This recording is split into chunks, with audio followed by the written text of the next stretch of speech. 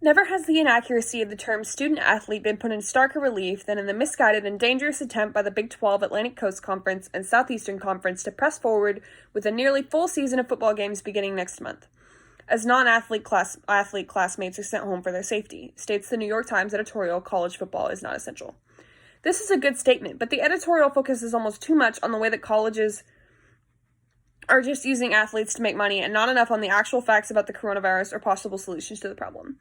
I will discuss why the New York Times need to focus more on the coronavirus stats and what those are, how the editorial doesn't go into enough detail on why the players are more at risk than the general student population going to classes, and why the editorial should have gone into more detail about the effects the virus is having on Black and other minority communities. Reasons why football is not essential. The New York Times argues that college football is not essential and that continuing with the season puts the players' lives at risk. This argument is flawed because players are going to class anyways, many of them in person, so why not play if they're already going to be at risk?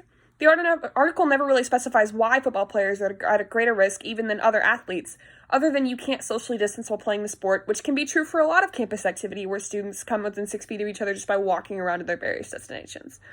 This article needs to focus on the fact that football players come into extremely close contact with each other out of necessity, and it cannot in any way, shape, or form be avoided. At our own University of North Texas, at least 4 cases of the coronavirus happened when we continued with our own football season, which is far less than the amount of cases that happen with normal students just going to class. The article focuses on why football is not essential, but not on why players are also at risk of infecting other classmates if they go onto the field and bring it back to the classroom, or vice versa with their teammates if they catch it in the classroom and bring it onto the field.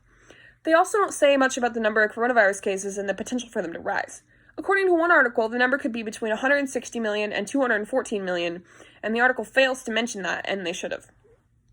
If we don't get it under control, that's what the numbers will be.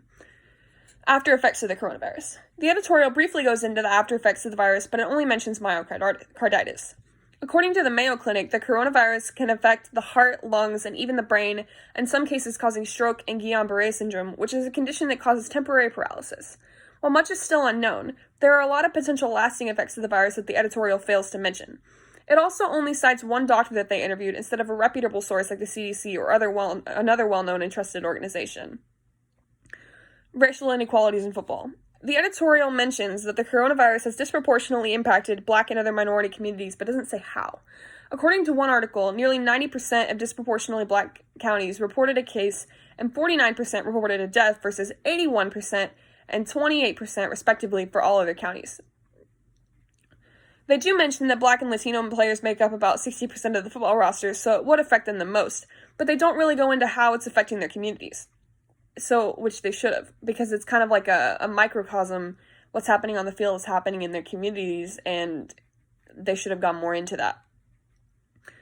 So the New York Times makes a good argument about why college football is not essential, but they just don't go deep enough. And if they had discussed the after effects more thoroughly and discussed the effects that the virus is having on Black and other minority communities already, their argument could have been even stronger.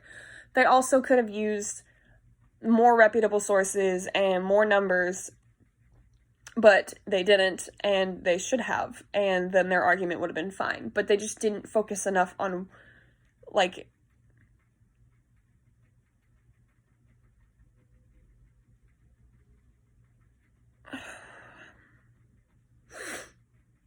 they focused on why it's not essential, but they didn't focus on specifically why it's more dangerous for them than it is for normal students, if that makes sense. So, yeah, if they had done that, then their argument would have been solid. Thank you.